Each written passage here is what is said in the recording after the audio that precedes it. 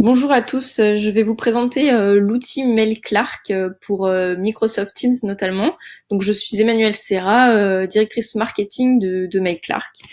Donc qu'est-ce que MailClark? C'est une intégration à Microsoft Teams qui vous permet de centraliser vos communications externes au sein de Microsoft Teams, donc là où vos équipes travaillent.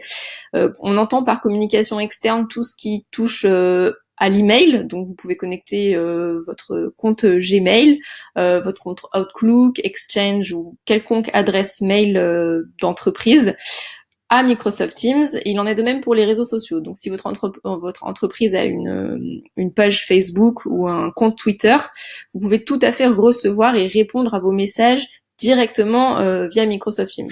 Le but, c'est vraiment de ne plus avoir à ouvrir vos fenêtres email le matin, votre page Facebook, votre page Twitter, et d'avoir tout au sein du même espace. Donc un petit cas d'usage sur une équipe de vente pour vous montrer un petit peu comment MailClark peut s'utiliser dans Microsoft Teams. On va prendre l'exemple de l'entreprise Techwood, qui est une entreprise française avec différents sites, notamment un site parisien, lyonnais, bordelais et d'autres. Chaque site est composé en différentes business units ou services. Par exemple, le site parisien est composé d'une équipe vente, d'une équipe logistique et d'autres équipes. Donc là, le but, c'est de faire un focus sur l'équipe vente. Juste pour la petite histoire, Techwood, c'est un spécialiste dans l'ameublement en bois recyclé, donc c'est très tendance en ce moment, qui suit toute la chaîne de production du meuble. Donc de la fabrication à la production en passant aussi par la logistique, donc l'acheminement, et par les étapes de vente. Une entreprise de 500 employés. Donc, l'équipe de vente parisienne est composée notamment de 3 commerciaux et l'équipe logistique de 4 personnes, notamment la manager logistique et différents coéquipiers. On a donc une cliente pour vous illustrer le cas d'usage. Et puis tout de suite, pour rentrer dans les faits un peu plus concrets, la cliente envoie un mail au commercial en lui disant voilà, moi j'ai un retard de livraison sur une commande que j'ai passée récemment. Elle demande à son commercial comment ça se fait, qu'est-ce qui se passe. Donc là, on a un premier échange email, un premier flux de communication qui arrive sur le compte Outlook du commercial.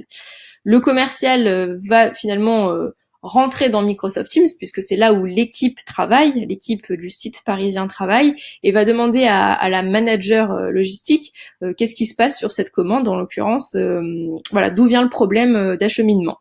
La manager elle-même va s'adresser, donc toujours au sein de Microsoft Teams, à ses équipes en disant est-ce que quelqu'un sait ce qui s'est passé? Donc on a une information qui va tourner sur la collaboration dans l'espace de Teams. Et finalement, le commercial va recevoir une réponse qui va l'obliger à sortir de Microsoft Teams, donc à repasser par l'email pour l'envoyer et envoyer une vraie réponse à sa cliente. Donc on voit qu'on a 2 silos finalement, le premier étant le silo email via Outlook entre la cliente et le commercial, et le deuxième silo qui est le silo Microsoft Teams où là toute l'équipe de Techwood travaille. Donc c'est des échanges qui peuvent parfois durer quelques jours, c'est vraiment une perte de temps, et il peut y avoir des blocages à différents endroits, des incompréhensions entre l'email arrivé de la cliente, ce que la manager logistique peut comprendre. Euh, Demain, du coup, avec MailClark, ce qu'on propose, c'est vraiment d'intégrer directement vos emails à votre espace. Donc, vous recevez un email directement dans votre team Microsoft Teams, ce qui fait que la première personne à le voir peut être le commercial, mais ça peut aussi être la manager logistique, qui se rend compte effectivement qu'il y a un problème de livraison, qui s'adresse à ses coéquipiers pour savoir d'où ça vient, et ensuite le commercial répond à l'email dans Microsoft Teams, donc n'a pas à ressortir et à ouvrir finalement son compte Outlook. C'est un gain de temps assez important, et puis une collaboration qui est finalement un petit peu plus fluide entre les différents membres de l'équipe. Concrètement, comment ça se passe dans Microsoft Teams? Donc là, à l'écran, vous avez une team Microsoft Teams qui est celle de Techwood Paris, et puis le site de vente. Donc l'email de la cliente, qu'on a nommé Sarah Petit, arrive dans votre équipe de vente. L'email s'affiche en disant, avec le texte de l'email: bonjour Benoît, j'ai un problème, la commande pas de nouvelles du transporteur. Ensuite, donc Diane, qui est la chef logistique, voit directement cet email dans la team Microsoft Teams. Finalement, on n'a plus à passer par le commercial, bien qu'il aura son rôle à jouer plus tard, bien entendu. Donc Diane demande directement à son équipe qu'est-ce qui s'est passé, puisque en plus Benoît aujourd'hui est en déplacement, le commercial n'est pas là, donc est-ce que l'équipe logistique peut elle-même répondre à cette problématique? Le coéquipier logistique qu'on a ici nommé Michel répond « Ah oui, effectivement, il y a eu un problème dans le transporteur, les tables seront livrées à 16h cet après-midi. » Donc tout en identifiant le commercial pour bien entendu le laisser au courant de ce qui se passe. Finalement, le commercial revient dans l'entreprise, il remercie ses coéquipiers donc de l'équipe logistique Michel et Diane d'avoir résolu le problème. Et il envoie directement un email à Sarah dans Microsoft Teams en disant voilà, en s'excusant et en donnant la raison du problème. Sarah répond en disant merci Benoît et merci aussi pour votre réactivité. Tout ça dans Microsoft Teams, sans sortir une seule seconde. Un autre cas d'usage assez typique aussi qu'on retrouve dans les entreprises, donc on prend toujours l'exemple de Techwood et on va faire un focus sur l'équipe achat. Donc l'équipe achat aujourd'hui elle a un millier d'interlocuteurs externes. Une équipe achat ça a des fournisseurs, des prestataires qui sont sur divers outils de communication. Donc le fournisseur 1 qui lui par exemple communique avec des emails. Certains fournisseurs peuvent être sur Microsoft Teams, donc là on a la chance d'intégrer directement la collaboration à Microsoft Teams. Cependant, sur d'autres, le canal email reste le plus important et le plus privilégié, comme vous devez le connaître de manière régulière dans vos équipes.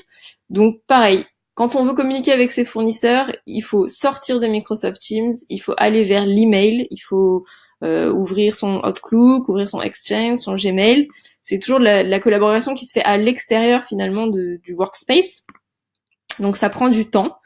Demain, le but c'est de ramener les fournisseurs dans Microsoft Teams, non pas en leur demandant d'être sur Microsoft Teams, parce que chaque entreprise a ses outils de communication, mais tout simplement en ramenant l'email sur Microsoft Teams.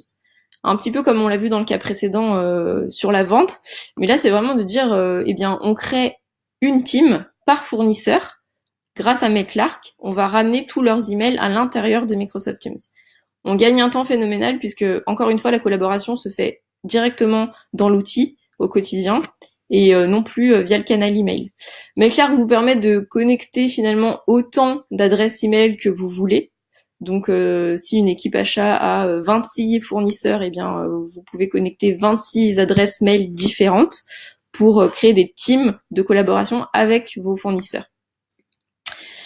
Pour conclure, MailClark c'est collaborer un petit peu plus facilement autour de toutes les communications externes à votre équipe, donc communication client, communication prospect, fournisseur, relier vraiment tout l'écosystème de votre entreprise à votre écosystème interne. Donc on est sur un prix qui est donc en licence, soit mensuel, soit annuel. On fonctionne sur de l'utilisateur actif, c'est-à-dire que on fait payer un utilisateur qui lui est actif au prix de donc $7 par mois si vous êtes sur un plan mensuel et $5 sur un plan annuel. Qu'est-ce qu'un utilisateur actif?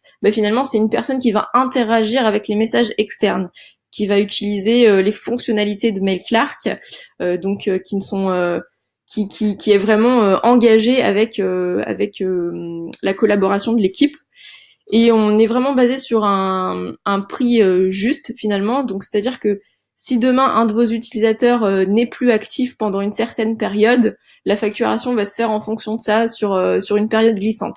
Voilà, vous avez 2 collaborateurs qui n'interagissent pas, qui ne répondent pas par exemple aux emails externes via Microsoft Teams, on va considérer qu'ils n'ont pas été actifs pendant un laps de temps. Vous trouverez un petit peu plus de détails sur le site internet. On peut connecter toutes sortes de comptes de communication externe, comme je vous le disais tout à l'heure, donc du Twitter, de la page Facebook, du Gmail, du live chat, de l'IMAP et j'en passe. Je vous remercie. Si vous avez des questions, n'hésitez pas à me contacter. via mail, je le recevrai directement dans mon espace Microsoft Teams ou via téléphone. Et vous pouvez retrouver Mail Clark sur l'App Source, donc directement sur Microsoft Teams. L'installation est très facile. Je vous remercie de m'avoir écouté, puis je vous souhaite une très bonne journée.